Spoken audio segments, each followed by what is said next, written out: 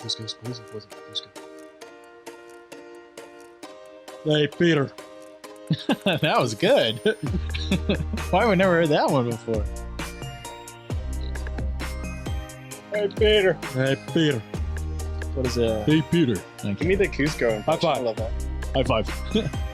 Okay. You know. Yeah, buddy. Yeah. High five. High five. We already recording? We're okay. And action. Hello, and welcome to a very special episode of No Expectations Video Store. I'm Ben. I'm James. And I'm Max. And today we're going to be beginning our new series, which is going to focus on highlights from Jim Carrey's career. And today we're kicking off with 1994's The Mask. This is directed by David Russell, I believe. Hmm. Yeah. Chuck Russell.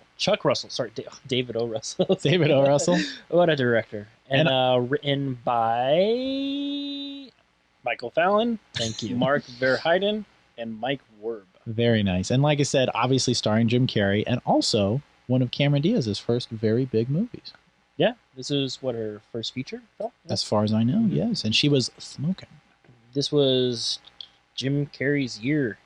This was the year of Jim Carrey. Yeah, so Max, go ahead and kick us off with the plot, and then we'll kind of dive a little deeper into all that is Jim Carrey. So, The Mask is a movie about a bank clerk, Stanley Ipkiss, and he's kind of an ass kiss. He's just a nice guy who's getting walked over all the time. He gets transformed into a manic superhero, and now he can sort of delve into all of his like deepest desires and be the person he wants to be. And the mask sort of like amplifies that even more. He becomes this manic superhero when he wears this mysterious mask. A superhero, maybe an anti-hero. Definitely. I would definitely say. Anti-hero. Like one of the first anti-hero like in film. Yeah, well, I wouldn't say in film. But, well, who else? Well, they made I mean, like for like superhero comic book. They made about it, like they did make a Dolph Lundgren Punisher before this. okay, I won't. That does not even exist. Yeah, and Paul Kersey from Death Wish, Charles Bronson. Talking about comic book wise though. Comic book wise, I just think think of now like Deadpool. I think you're right. Although Darkman, there was Darkman also. Darkman doesn't get talked about very much. It does not. That was who was Darkman? That was Liam Neeson, I believe, right? Yeah, it was Liam Neeson, but there was who's the director of that? Was it Walter Hill? Mm-mm. Who directed Darkman? Max? Does that mean you want me to look it up? No, yeah, could you? That'd be awesome. Please, thank you. Jamie, pull that shit up. Darkman. It's someone we know. It's someone pretty successful. It is. Sam Raimi. Sam I was like, wait, it's so much fucking Sam Raimi. I was like, dude, yeah. Why did that escape me? Holy crap. Yeah, Darkman was pretty darn cool, but I do agree, and especially for the 90s and like for comic books, yeah, it was one of the first of its kind. And what's super interesting about The Mask, I can't think of any movie that's quite like it. It's super, super unique. Oh, it's very super unique. Like it's just it was one of the first films I like because CGI was coming out. Then I think Jurassic Park was out. What else was it? When they started? I think. Oh yeah, Terminator 2. Terminator 2, yeah. Terminator 2 is a big one. But this was like the first time where they like mixed CGI with live action. I know you can think of like Roger Rabbit, but that's more cartoon. Yeah, this was when animation. It's a lot like Roger Rabbit in the sense. Well, they use a lot of the same techniques. That's why when you take a look at the way it's shot, there's a lot of locked off shots because they had to composite the CGI right on top of them, sort of like a 2D technique, and just much like Roger Rabbit. So I'm big on animation. Roger Rabbit's probably one of my favorites. It was a classic, dude. I remember having that on VHS as a kid. It was a masterpiece. Chris Lloyd was I had this on VHS as well. VHS. Nice. I still actually own the DVD on this. I hate the case. I'm not a particular fan of the cases back then. This one's due for a steelbook. I wonder if they have one. It'd be cool just with the mask on it, like the actual cool. mask, like maybe with like some water around it in the background. Yeah, but going back to like the cartoon element for it, this was when like Looney Tunes was very popular back in the 90s. Yeah, if you think about it. And this was, Renaissance. I believe, this is New Line Pictures, which is an entity of Warner Brothers. Oh, okay. So there's a lot of characters in this film that's like all around like Looney Tunes, even like Tasmanian Devil. Yeah, it's on there. Yeah. Like his the way he spins when he turns on the mask and he's all crazy. The wolf popping the eyeballs out. I believe that's the Tex Avery. Yeah, it is. Yeah. I even like there's speaking of Tasmanian Devil, there's a little Tasmanian Devil pillow in the background. It's green and it has it. I owned that for the longest time, and I realized like That's from The Mask. I've had that. I think it's actually like in my storage somewhere in my parents. You should find it. Yeah, I'm gonna. That would have been so cool to bring up. I You're know. just like, hey, by the way. It's really cool.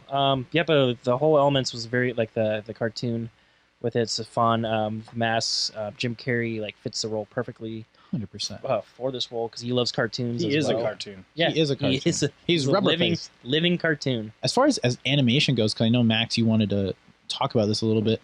What do you think was the strongest like point as far as animation goes and like CGI in The Mask? Like, what do you think was the best part besides the obvious stuff with like the guns coming out and like his crazy Yeah. jaw and crazy eyes? Was there anything else that really stood out to you as being like Well, kind of groundbreaking? I think what was groundbreaking was Jim Carrey's ability to stretch his face. So Yeah. there were a lot of scenes where they were going to use CGI to have him stretch his face out like crazy, and he was able to stretch his face so much to it was just so unreal that it was like they didn't even need to animate it. That's amazing. So, and he does his own stunts. He's a beast. I don't know if he does his own He's stunts. a beast. He did a But he great. stretched I'm his sure own he did a face. few. His face stretching. Yeah, He did a great job, just like reacting to like nothing being there. totally. Like Yeah, just with the like you said the CGI and stuff with like the eyeballs popping out. that's impressive. Yeah, so like James was saying earlier, this was like Jim Carrey's year. This was like his absolute breakthrough year where he went from, that guy in Living Color and that guy who was like a bit part in Peggy Sue Got Married and that bit part in Dirty Harry and the Deadpool to like, fucking Jim Carrey. Like, this was when you had Ace Ventura, Pet Detective, you had Dumb and Dumber, and then you had The Mask. Like, we're talking all in the same year, all within 12 months. Yeah. Yeah, this That is came out unheard right of. after he signed a deal with the devil. And that's why he Insane. just took off from there. I mean, we're talking like, that's huge. 3 hits like that in a row. To have one of those in your career, like, you were like eternally blessed by the Hollywood gods and you can live off Comic-Con money for the rest of your life. Well, he didn't get To paid have- too much for the mask.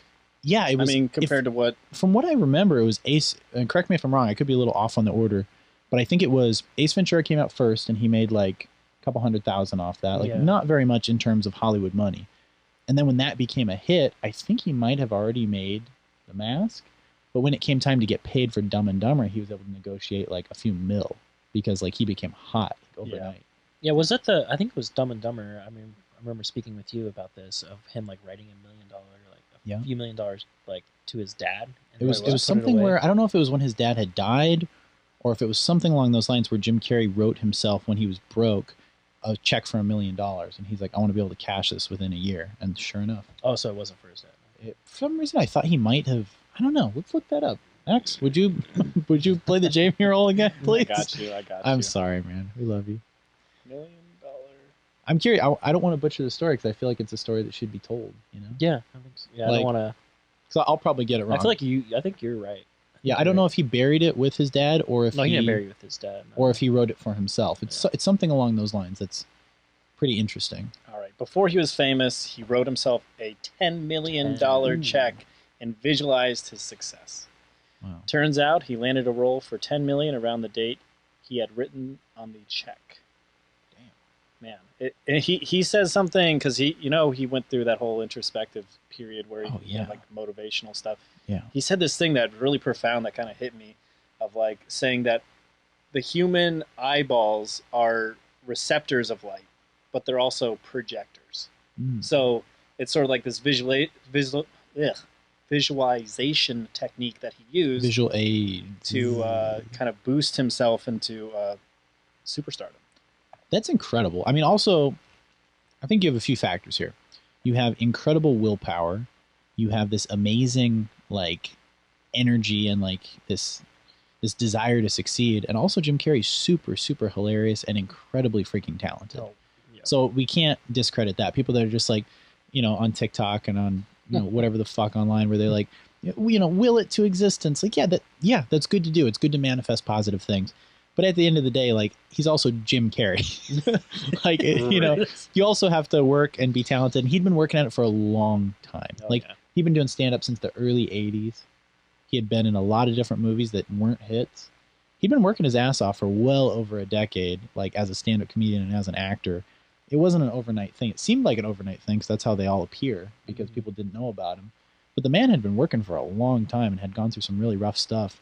and he's just so freaking talented. I think every bit of success he got was totally well deserved and earned. Yeah. Subscribe to this channel. Fuck the haters. And all of your wildest dreams will come true. Yeah, if you guys really want to have a year like Jim Carrey, just like and subscribe, you know? Anyway, do you think there's something to that? Do you think there's something to willing something into existence like that? Like his check thing? I believe so. Like, I always talk about it like, you know, not like, oh, I'm going to do this. Like, it's when I'm going to do this, you know, when it's going to happen. Deadlines So, are like, good. you know, like, Deadlines are I'm good. going to have this much money, like, you know, like, or, like, when I get there. I'd say. Yeah. When, not if. Not if, yeah, always when. So, That's I right. believe it. I mean, like, Yeah. this happened. This is true. Yeah. We've talked about it. I never said if. I said always when. When, yeah. And I think that's a smart way to be. So if you guys are like on the fence about doing anything, just say not if, but when. Set a date. Make it fucking happen. Do it. I was reading, or actually just finished reading a couple weeks ago, Matthew McConaughey's biography, Green Lights. Super good. Highly recommend. Really good read. And he actually talked about that. He talked about making Dallas Buyers Club, James' favorite movie. Really good movie. I mean, I can't say anything about it. I've never seen it. I've never seen it either. But he was talking about making that movie, and they just could not get financial backing for it. And it was he and the director, and like McConaughey worked on the script, and he's like, all right, I'm gonna start losing weight for the role. He's like, gotta play a dude with AIDS. Like, so he's like dropping all this crazy weight and like eating like, you know, some pitiful amount of food each day. And they're like, hey, you don't have financial backing for this movie. And he's like, I don't care. He's like, we're filming in October. And it was like May. And he's like working towards it. Finally, they ended up doing it on a shoestring budget. It was like supposed to be like $9 million. And they did it for like, you'd have to look it up, but it was like $1 million or $2 million. Like very low budget. It ended up becoming this award-winning movie, winning like Academy Awards and Golden Globes. And it was one of those things where they just set a date and they're like, this is when we're working. And he got a group of people who were down to do it with him. And they made this award-winning film. So pretty impressive. Yeah. I'm still going to pass on watching it. All right. So for our next episode, Dallas Buyers Club, starring Jim Carrey in his emaciated years. But yeah, so super impressive year, 1994. Just holy shit. The Carrey Sans is what it was. It was the Carrey Sans. But yeah, this one was absolutely a game changer. And I hadn't actually seen this all the way through ever. First time I had seen this was when I was 9 years old at a sleepover, and I only remember the like Copacabana, whatever it was, seeing the dancing and all that. Him in his big suit, the Cuban, whatever it was. The that Cuban, one, or like when he's like dancing with Cameron Diaz. Whenever there was like a big band. So it's like throughout the film. I don't know, man. I was 9. I don't know. I was focused on other things. But Cameron Diaz. Cameron Diaz's legs for sure, and then him like dropping his jaws, like literally all I remember. Yeah. Like that's like all I remember. So I saw bits and pieces of it, but I definitely don't think I saw the whole thing. Yeah. But watching it as an adult, super enjoyable movie. Yeah. It still holds up. It does. Like it does. Like because like even if you think the CGI is bad, it's not. It's like it's just and cartoony. it's like the first of its kind too. Like it is supposed to be a cartoon. Yeah. And it was like I can't think of any other movies that like really did that. Like first of its kind, absolutely. Like to have it like be such like an important part of who the character is. Like the CGI is just like here it is, you know. Yeah, and for the time, I mean the graphics, or I mean the CG that they use is just it's pretty really damn good. Groundbreaking. For 1995. That was exceptional. And you were mentioning earlier, like pretty big deal at the time when it came out. Like they had like toys, they had a cartoon. Like they had toys. Because I mean originally comic book, and it was actually based off another comic book, and they grabbed his character and made him a separate comic book, his solo comic book. That's wild. So he was like pre-existing. Yeah, he was pre-existing, and then he's like it's like a rated R comic book, and they made toys and like children cartoons from this, which is that was something back then that they used to do that they definitely don't do now. Like obviously now we have the NECA toys, we have the adult toys that are like for collectors like us, and for like other guys that like keeping them in their boxes and keeping them pristine. Not those kind of toys. You know, but anyway, millennials love toys. Millennials love toys, and it's a thing, and it's great, and I love it, and I think toy collecting is awesome. That being said, I think back in the 90s, you saw stuff like Batman Returns. There were McDonald's toys for that. I have McDonald's toys from Batman Returns. Well, you think about it, like the 90s was just killer for like toys, even general, even like you said, like Burger King, McDonald's. They crushed it. What happened, guys? What's going on now is just like this little plastic thing. It's like they're not even trying. Back then, they were like, oh, these are toys that'll like hold up for like 30 years. Mm-hmm. Like, I guarantee you, I could find like Do you remember when I think it was Burger King? Max, maybe you remember this. They did Universal Monsters. Yeah. And there was like legit like Creature from the Black Lagoon that would squirt water. That it's actually I actually have that. I have that too. Yeah, it's Jack in the Box. Jack. Okay. Jack in the Box. Still. When's the last time you saw something like that from fucking Jack in the Box? I mean, Jack in the Box was fun too. They had Jack in the Box was his fun. little Yeah. hat thing, antenna thing. What happened, guys? Where did the fun go? I feel like the fun died after 9/11. What the fuck? Yeah, the fun died, and There was still a little bit of fun after. There were remnants of fun for a few years there. yeah, McDonald's is paying $20 an hour now for new hires, Wow. and they're probably going to get Give me an replaced by application. robots in a few months. I think Oh, that's I'm where sure. the fun's gone. Is just So the fun has gone to the machines. yeah. I honestly believe it, man. Everywhere I go is like understaffed or they're closing early. I had talked about this on a video before on Unfazed, and I won't harp on it too much, but I would prefer to hear your guys' opinion on it, because people already know my opinion on it, is like, why do you think so many people after COVID are getting good jobs and walking away? Or why do you think it's so hard for places to keep staff and they always have help wanted signs? After all these people have been out of work, like, why do you think it's still a thing? Like, you think people would be eager to go back to work. Why do you think so many people are like, fuck it? I don't know. That was something I was thinking about even like today, but I honestly like can't really put my finger on it. I'm like, usually it's just like management, but I'm like, it's even like the managers are leaving too. So I'm like, There's a vibe. I don't know what in the world is going on. Like, people Yeah. need to work. 100%. I think people have become more picky and choosy. Like I said, I had a whole rant on it, but Max, I'd like to hear your thoughts on it. Well, I think it might be partly because COVID forced everybody to kind of like do a hard stop for a while, and it kind of people are snapping out of the trance of, go to work every day. Because if you're just going to work every day, and 9 to 5 Monday through Friday, and then you have a little bit of time, whatever, your days start to melt together. Totally. And you get into a routine, and so when that was sort of broken, people are waking up to new thought processes, new ideas of how the world works, and it's been a very introspective time, and also there's a lot of the benefits that were driven by COVID to help people through the hard times. When you're held up by a crutch, you tend to sort of rely on it. And then, so that crutch is there. And so, there's other ways to make money than working a 9 to 5. I think small business is what our country is built on. And, that's my take on it. I agree.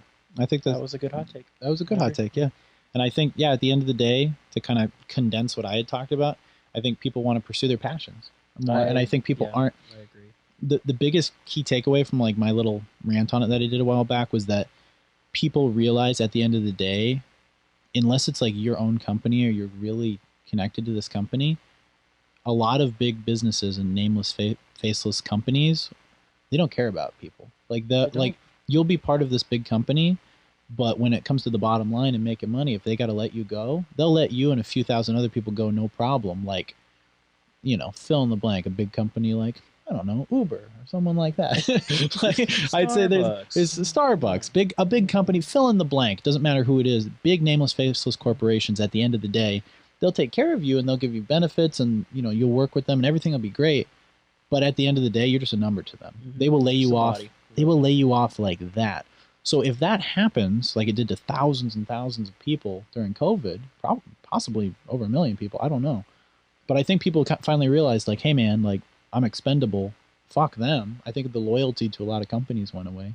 And people were like, hey, if I can find something to make money in the meantime and then also pursue my passion or find a job that's more connected to what I'm passionate about, I'm going to go do that instead of wasting all my days at some company that doesn't even know my name, Well, I think the real security is in being able to rely on yourself. Totally. Yeah. Self-reliance and self-education and learning a trade, learning a skill, knowing something, I think that's super important. I think more people are starting to realize that and kind of wake up from the fog that was the last freaking decade, But anyway, so amen to Jim Carrey.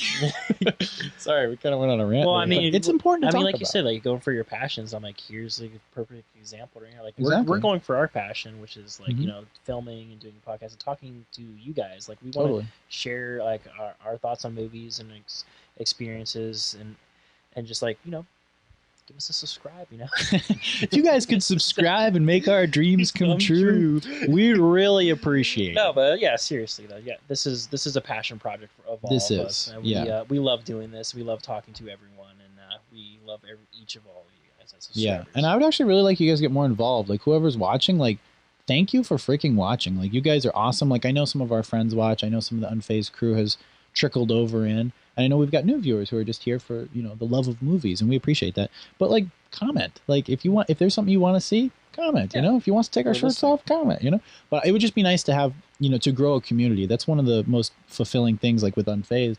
Met some really cool people that in a million years I never would have crossed paths with. But we're like-minded. We like a lot of the same stuff. It's cool. You meet people. And I would love to grow that here. And we could grow our own little, you know, digital video store. I would love that. I think that'd be awesome. Well, I'm having a lot of fun on your Discord.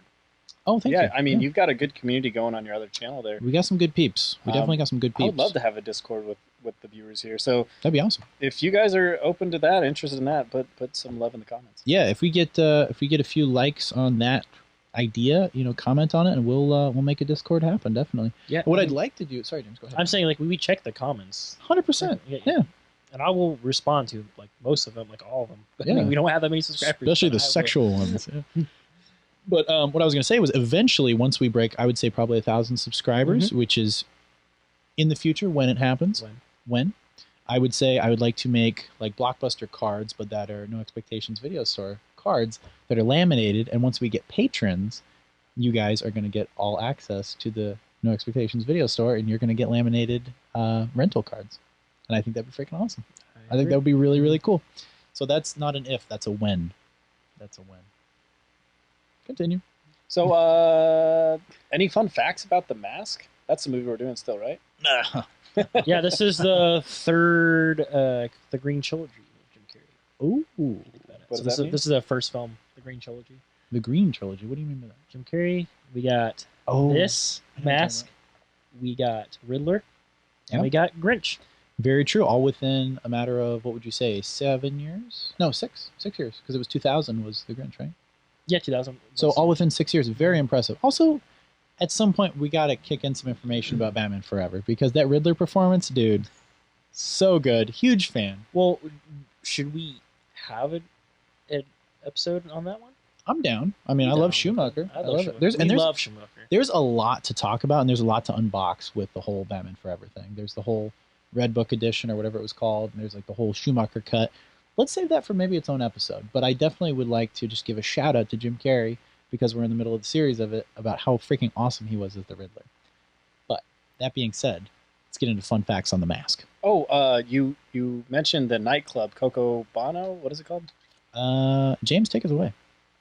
Oh, I'll let James. Well, I found out explain like on it. he actually has a club in like Costa Rica or something. Jim Colombia. Carrey does? Yeah, and it's based off the club in the movie The Mask.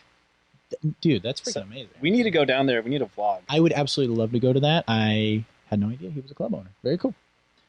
Yeah, take us away, dude, on the facts. You kick us off. I mean, for one, The Mask is based on a comic book. Yep, The Mask is a character of the creation of Dark Horse Comics. The comic book Love Dark was Horse. made for sinister than more sinister than the film, though. So it was, like I said before, it was very mature. Yeah. And because it's a Dark You Horse can tell. comic. You can tell, yeah.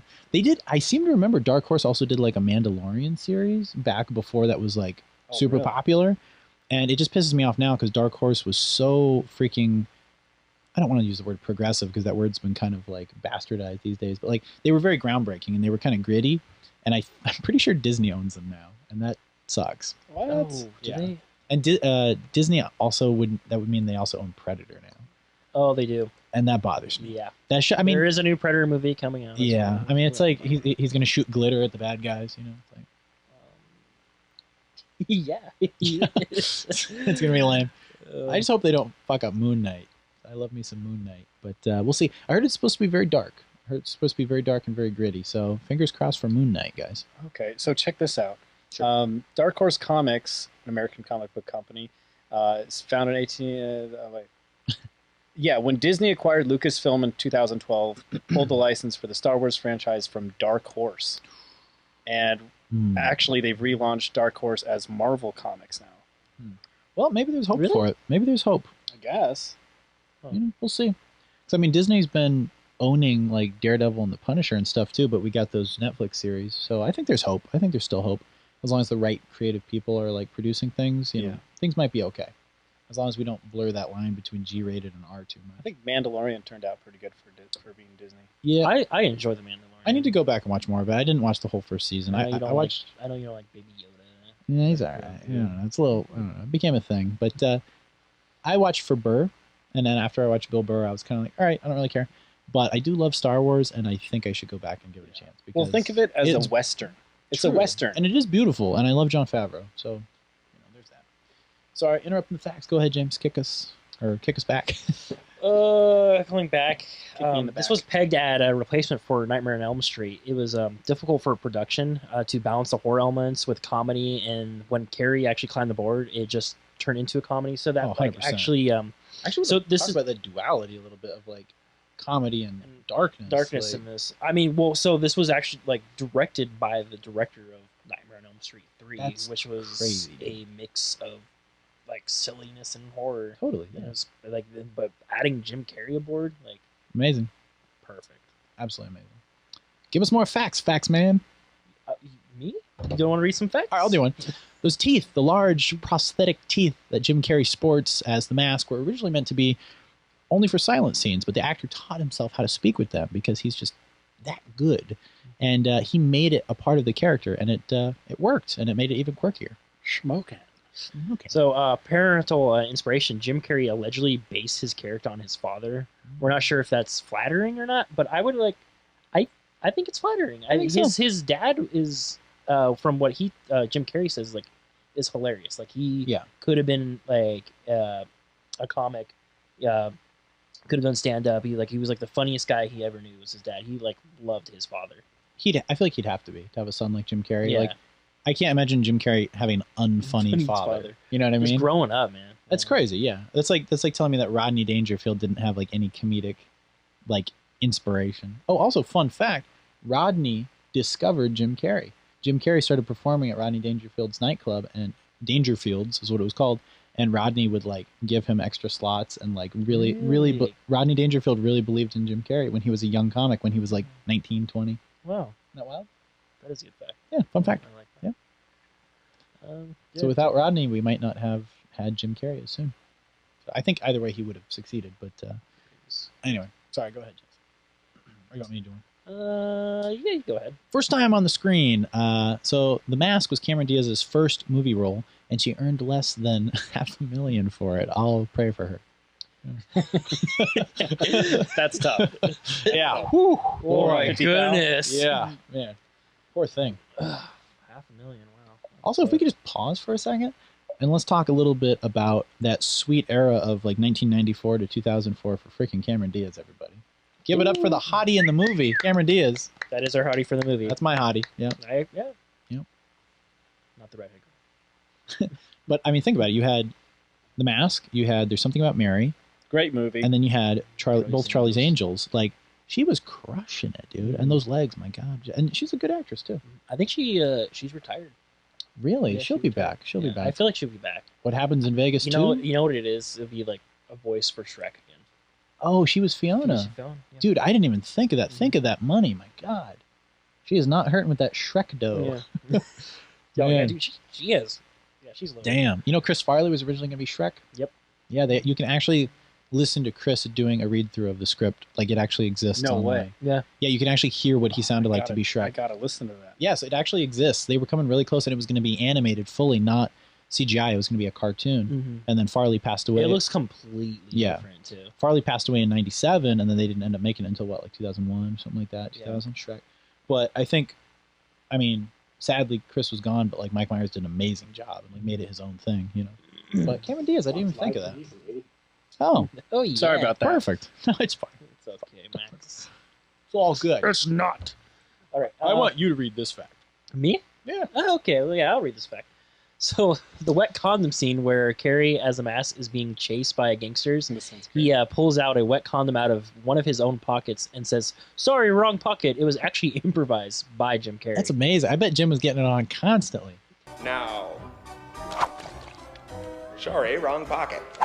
You know what's super interesting? I seem to remember seeing somewhere where, oh fuck, what was it? It might have been directly from Jim Carrey talking about it, or it was maybe one of those like things I saw on YouTube that was like fun facts. Jim Carrey said the making of that movie in like the whole year of 1994 was one of the best and one of the worst times of his entire life, because he became successful as an actor and he got all this money and like he got all this fame and he got to make his dreams come true, but he was also going through a divorce at the same time. I was thinking it was like he's just burned out, man. 3 films back to back. Oh, dude, I would love that. I would absolutely love that. But he said it was a super magical time for him, but also a really sad time. So it kind of kept him grounded as he was becoming more successful, because he was like going through this nasty divorce that was like horrible for him. But he was also becoming like the hottest name in Hollywood at the same time. Like super interesting. Yeah. He's been with a lot of women. Yeah. You know Lauren Holly from Dumb and Dumber? The hot, Mary Swanson? Oh, yeah. They had a thing together. They were. I don't know if they got married, but they were together for quite a while. They might have even gotten married. But engaged. I know he was engaged for like a couple. Dude, for how hot Lauren Holly was back in that era, props to Jim. Like, another clap for Jim. Yeah, that's man. But one thing I would also like to mention is it's crazy that we never saw Jim Carrey and Nick Cage in a movie together. Could you like? That would be great. That would have been epic. The perfect movie. Wait a minute. They were in a movie together. No, they weren't. Yes, they were. Which before one? The Mask. Peggy Sue Got Married.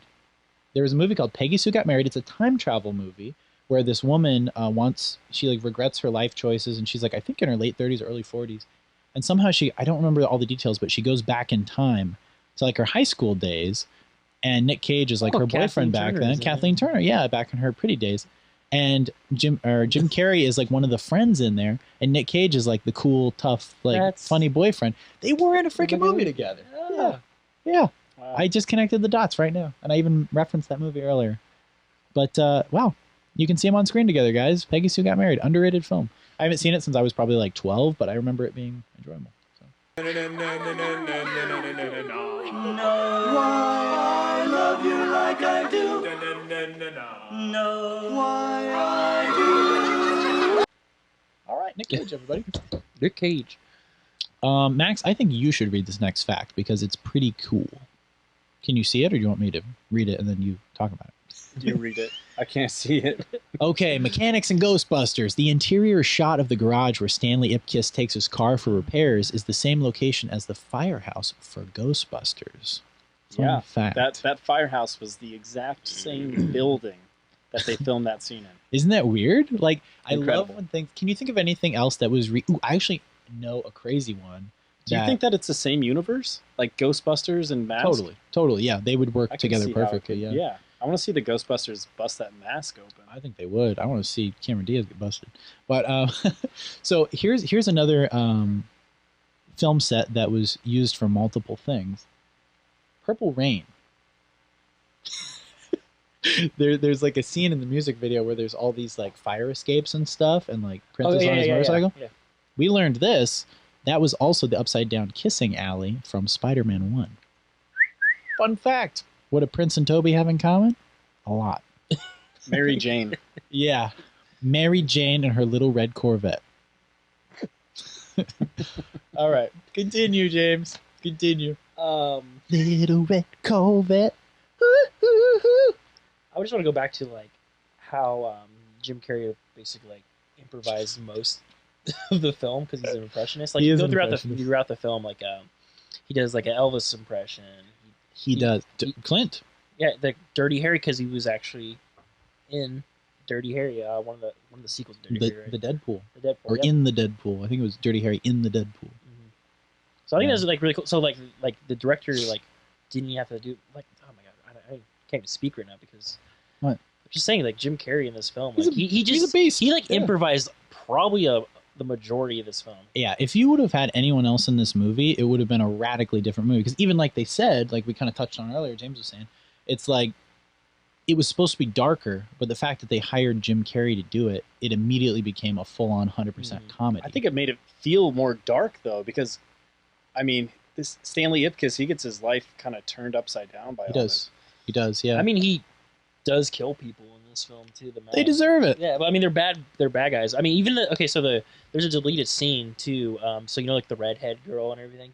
You don't see her in the rest, like at the end of the movie anymore. Like, what happened to her? Yeah, it's true. She floating died down the river. She died. Yeah. The mob boss threw her in the newspaper print. And I'm glad they took it out because it is kind of silly. If you look the deleted scene, she's on the print going, on the actual paper, like dumb. Yeah. But yeah, that's what happened to her. Like she just disappeared. Yeah. I feel like elements of the vibe of this movie kind of are similar to elements of Bruce Almighty. I know Bruce Almighty has more heart and has more serious scenes and everything, but there are some parts like the monkey up the ass and stuff like that in like Bruce Almighty that feel a little Mask-esque, if that makes sense. But is it Jim Carrey? Yes. True. Actually, I think that's a better way to put it. Yeah, it's more Jim Carrey. Yeah. Good shit. Such a good actor. Can you imagine going to work and just like balancing a used condom in your pocket until it's time for you to pull it out and show everyone? Dude, actually, yeah. I can't. You got one? The funny thing is, like, I grew up watching this film and I didn't get the joke. Like when I was a kid, why'd he pull a sock out of his pocket? I thought it was just like a balloon, you know. And then growing up, seeing it now, I was like, "That's hilarious." It is funny, yeah. The fact that was improvised, like, holy cow, dude! Like that takes a lot of guts. Yeah, Jim is, what? Yeah, I'd like to know the whole story. I would love to ask Jim Carrey if that is indeed an improvised scene. Like, were you banging like right before you came, and you just put a condom in your pocket, or was he fucking in the trailer? I don't think it was an actual used condom. I think he opened it up and put it in his pocket. Oh, okay. Come on. You never know, man. You never know. Some cum flies. Yeah. It hits the director. Keep filming. That's high stakes. That's a very Jared Leto move right there. Yeah. Oh, yeah. Anywho. That's gross. All right. Any more fun facts? Facts! Sequel talks before The Son of the Mask came out in 2005. There was talks of a sequel, but all that was scrapped when Jim Carrey refused to return as the character, despite being offered $10 million. Titular. My God, $10 million. When do you think would have been a perfect year? I'm gonna ask both you guys. When do you think would have been a perfect year for a sequel, had they done it with Jim Carrey? I have my year in mind.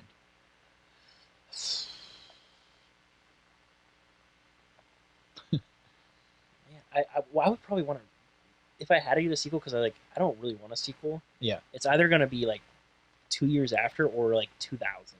I would have said same as I would have for Dumb and Dumber I might have pushed a little later. I think for Mask I would have said 1999 for a sequel. Yeah, that's what I was thinking. Was that what you're thinking? I was saying like 2000. Yeah. I don't know why. Like what goes into this thought process of like why would you do it in 1999? I think he still was on top of the world, and it was still that golden age, young, prime Jim Carrey. I still love him at any incarnation, but you got to admit there was that lightning in a bottle period from like 1994 to like 2004 where like he could do no wrong. Like literally, kind of like same with Adam Sandler. There was like that prime period where they were like 30 to 40 where it was like they were the shit. You know what I mean?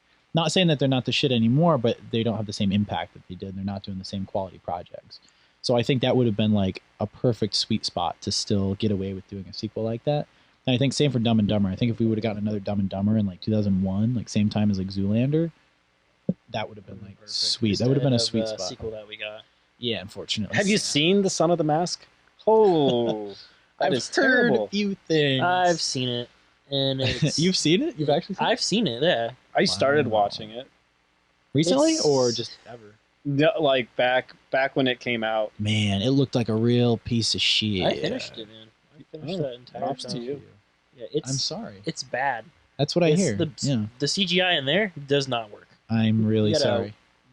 Terrible CGI baby bouncing around. That's a Fix it bummer. in post. Why the baby? Why the And hair? What are we They made doing? Jamie Kennedy, like his mask, have hair, which Odd. doesn't make sense. You put the mask on, it covers your whole head. Here's the question. Did Jamie Kennedy's mask... We met Jamie Kennedy. We did. Fun fact, we met Jamie Kennedy. Jamie Kennedy. 6 degrees of separation. Fist bump. Fist bump. You know what was weird? Pause for a second. Jamie Kennedy story, celebrity sighting story. We were at the Mad Monster Party, which you guys can check out on the Unfazed channel, and a lot of you guys have probably already seen it. But James and I went to that, had an amazing time, pretty cool.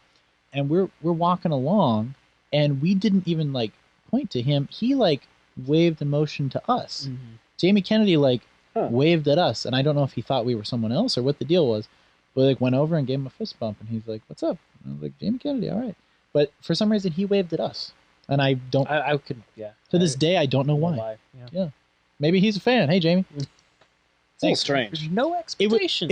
It was oddly specific because there was like hundreds of people there, and we're walking by, and he's like, He's probably like, a time traveler, Jamie and Kennedy. he All right. subscribes to the channel in the future. Yeah, so our celebrity fan. fan, Jamie Kennedy. Thank you, sir. But one thing I was going to say was, did his mask have ears? Because if you look at Jim Carrey's mask, it did not have ears. Jim's ears were hidden under it like a little bonnet, and it must have been really hard to hear, like Michael Keaton's Batman. I heard it was like impossible to hear in those suits. I'm wondering, did Jamie Kennedy's have that? Max, would you be kind enough to do a little sleuthing for us? Son of a mask. Let's see. I feel like it probably had ears. Like if they're going to take it in a weird I direction. think it had ears. If it has hair, it Yeah, has look, ears. look, yeah. Let's see. Oh, that's terrible. Yeah, it looks bad. It's like something from Yeah, he has Nightmares. ears. Speaking of weird What's green happening there? masks, did you guys ever see what the test footage for Willem Dafoe's Green Goblin looked like with a rubber skin looking mask remember you before saying they that, went yeah. before they went for the look that they that we know now? Pretty interesting look. It was super cool. I think that would have made a radically different project. The makeup wasn't quite there though in the test. No, I don't think it wasn't it was. quite there. I think they did a good job with the mask, and also it makes sense that it would be like a test pilot outfit, and he would have. Actually, doesn't really make sense. Let's not ruin it. Let's not ruin it. Let's not ruin it. I was gonna say, why did it look like a goblin head? Where did the goblin mask come from? It doesn't make sense, actually. I think they do explain it in the film, but I don't remember what. When the glider, I've already seen the glider. When they're testing the glider out at Oscorp, there's a guy on it, but he's a bald guy with goggles, wearing the green suit, but he doesn't have the goblin. Where the fuck did the goblin mask come from? Where did that magically manifest from? More aerodynamic? I don't. It's possible. It's a side project. Interesting. Okay. And also another thing with Spider-Man. Love Spider-Man, one of the best movies ever. Spider-Man 2002. Sam Raimi. Also, Dr. Strom gets killed by Willem in the lab. Back to formula. And he kills him. Does anyone ever investigate, like, who killed that guy? Like, were there cameras in the lab? Like, he just... Dr. Strom's dead, sir. I think there was cameras in the lab. And like, nothing happened. They're just like, Norman again. Anyway, we'll do a special episode one of these days to the Raimi trilogy, because that's a whole can of spiders I'm not going to open right now. But, all right, the Zoot suit. Back to the facts. The Zoot suit, the bright yellow suit that Jim Carrey wears in The Mask, is reminiscent of a suit the actor's mother made him for his first stand-up gig. And if you haven't seen it, some of Jim Carrey's like Unnatural Act, I think it was called, his early stand-up, like in the 80s, and some of his stuff in the 90s, was some of the funniest shit ever as far as stand-up comedy goes. Like, I wish he would get back into stand-up. I wish he would come back. I wish Eddie Murphy would come back, and I wish Steve Martin would come back for stand-up. Yeah. Just Like, one more special. Yeah, one more special. Just Like, one more special. You can totally do. Steve Martin's right on the cusp, and he already is kind of doing it because he and Martin Short are touring and doing they're stuff. doing stuff. Yeah. So I think Steve is kind of back, because I mean, you can technically go see him at a theater, and he will tell jokes.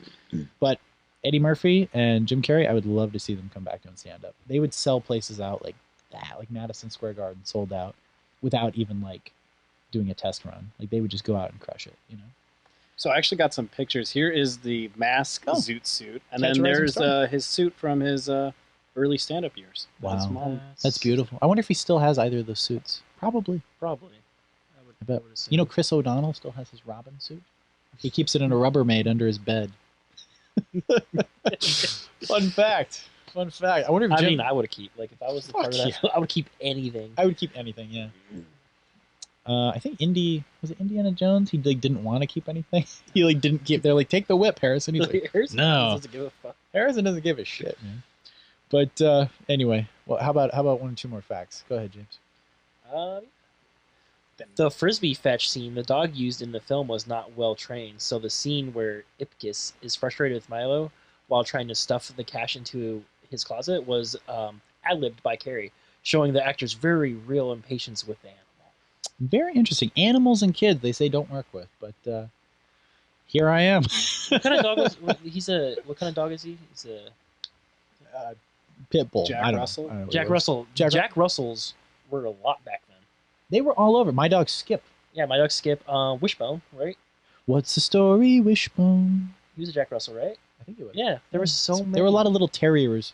Oh, Eddie wasn't Eddie from Frasier? Yeah, Frasier. Wasn't he? Yeah, Was it Jack Russell. Yeah. Fun fact. 90s was filled with Jack Russells. I love Jack Russell. My mom knows Little someone. bastards. My mom met someone who had a dog that was a puppy of Eddie from Frasier. It was one of his puppies who was like old No way. and had grown up, and they met, and they're like, fun fact, this dog's dad was Eddie from Frasier. Oh, that's Anyway, adorable. celebrity sighting, guys. For the love of cartoons, a large aspect of what we already talked about is that Jim Carrey was drawn to the role of Stanley Ipkiss because Stanley was a fan of cartoons, just like Jim. I mean, for the love of his cartoons. Yeah, I mean, we already went into that. So Yeah, we talked about it. But I do love that they actually talk about it, and he has his little VHSs of like Tex Avery and everything, and he's like this man child that like has no shame and just loving the cartoons. Like, I love it. It was great. I love it too. How about one more, and then let's dive into my favorite segment.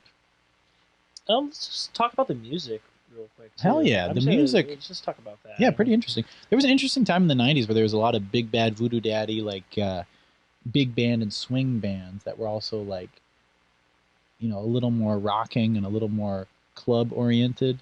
And like that was a thing back then, like where it seemed like there was this revival of like big band and swing and like stuff like that. Well, like, so the director wanted this whole movie to feel like a nightclub. So everything was like, I mean, for the Mask, he's God of Mischief. I guess the Mask only works at night. So like every time something happened, it was just like him going to the club. Music's loud, playing and everything. I mean, that whole Cuban Pete, all that scene, Cuban Pete. They call me Cuba Pete.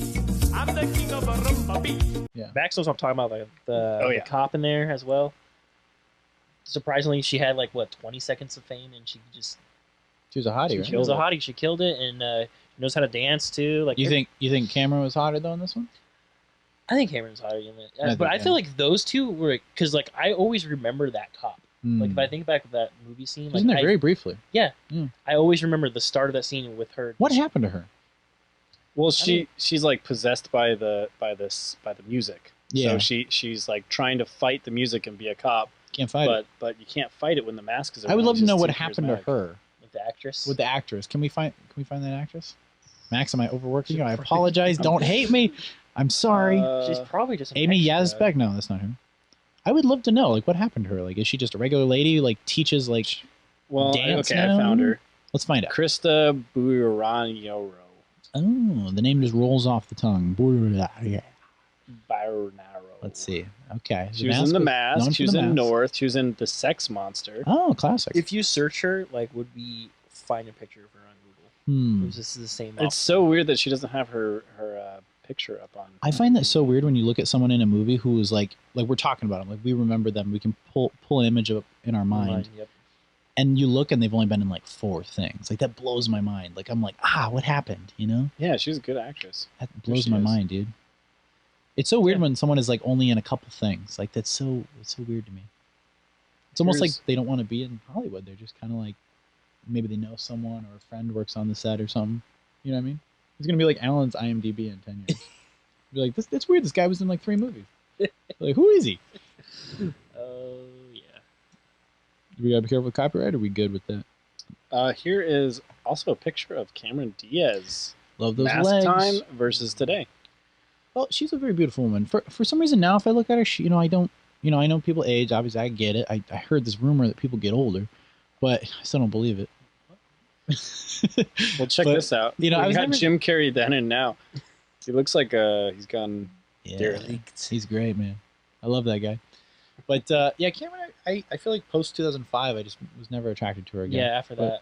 But her prime though, my lord, what a dime, what a dime. So on the soundtrack, he actually has some credits. Jim Carrey does. Does Jim? He's a Oh really, yeah, really good he's singer. a very talented singer. Super underrated. Just Yeah. watching. Oh yeah, you guys sent me that I Am the Walrus performance that he did. Yeah.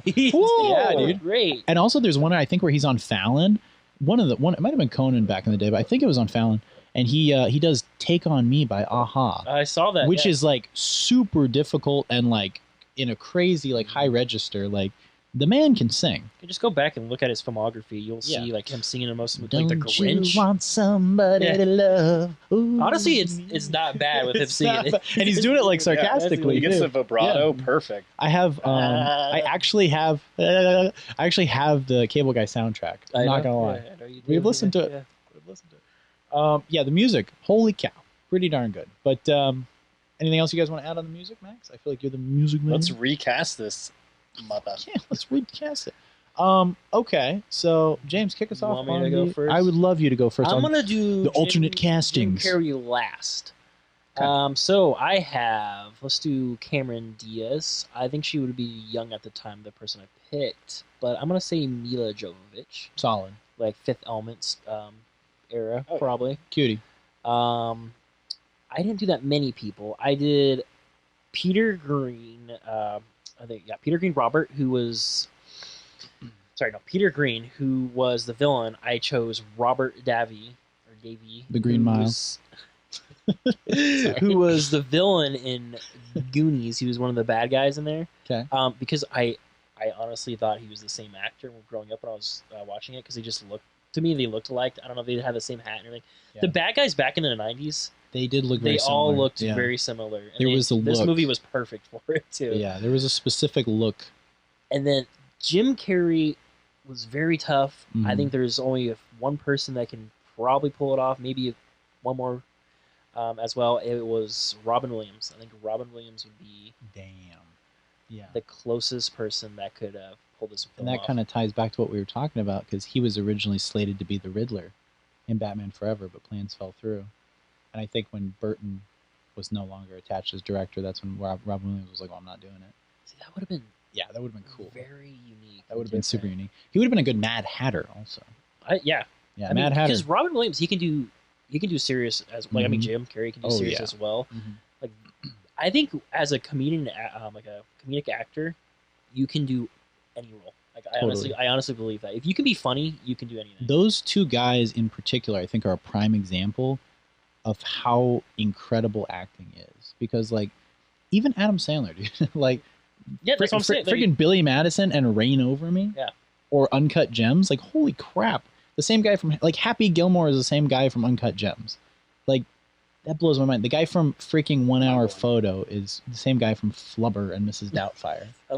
Like the guy, you know what I mean? The guy from Dumb and Dumber and from Mask is in freaking The Number 23, and from the Kidding Show. I mean, yeah, Truman Show. Show is pretty serious. I mean, it's funny, but it's Yeah. like it's a serious and Majestic. I am looking forward Yeah. to that. I'm really Definitely need to excited. watch that. It's a slow movie, but it's Eternal Sunshine of the Spotless Mind as yeah, well. that's a good But one. I mean, Yeah. talk about like depth as an actor. Even Steve Martin, like he's done some really heartwarming stuff. Yeah. And then he's the same guy from The Jerk, and then he can make you like want to cry in like Parenthood, you know? And, like it's impressive. Like that's some serious acting right there. This is a tough one to recast, honestly. Yeah. I Sorry, mean, with any other person besides Jim Carrey, it'd be a completely different movie. Dude, I agree. And Yeah. there's so many movies like that, but specifically Jim Carrey vehicles that are like it's almost like Schwarzenegger movies where you're like, yeah, it would be the same movie in a way, but then it would be like radically different because we're watching for that actor. Mhm. Like it's almost like you could take like give me a random 90s movie that you like. Anyone that doesn't have these guys in it. Die Hard.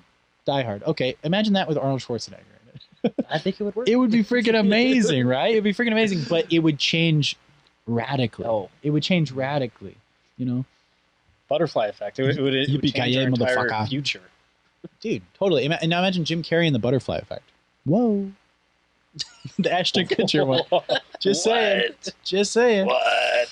He put explosives in the mailbox.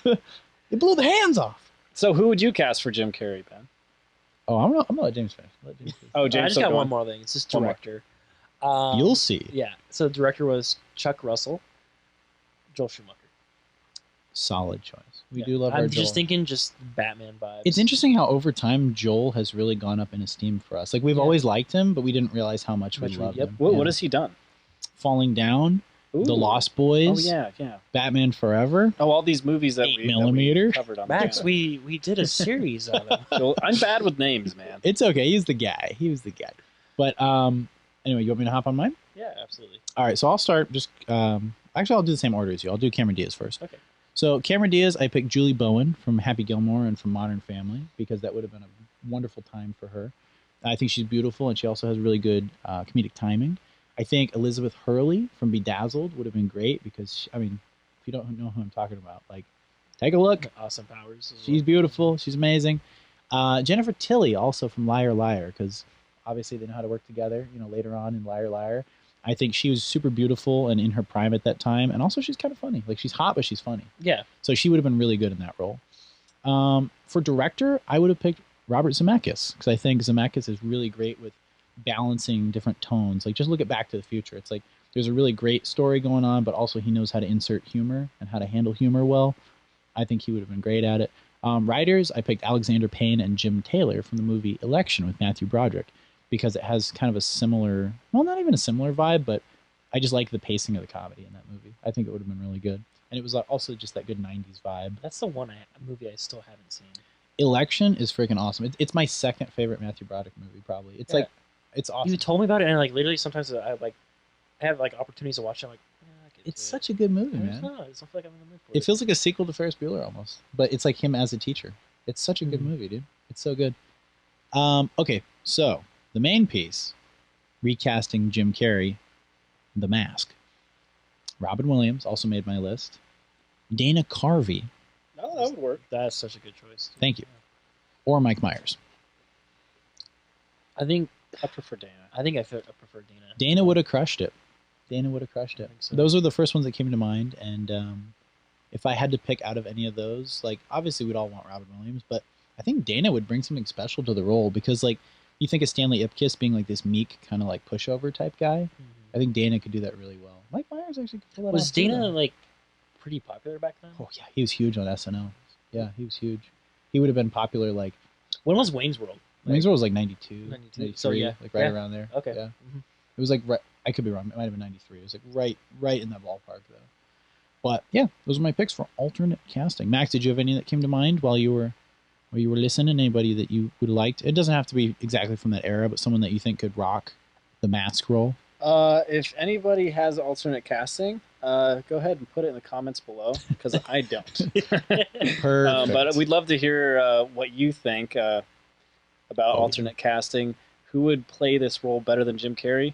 I would argue that no one would play it better than Jim Carrey. Nobody would come close. Or do you, even if you know who were runner-ups for this role, like, yeah, teach us, man. We want to learn something new as well. You know who wouldn't be as zany, but who would just be fun if he was able to come in with his own energy?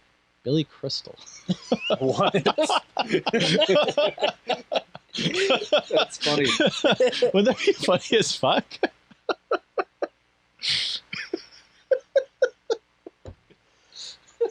I can't even. I don't know why it's so funny.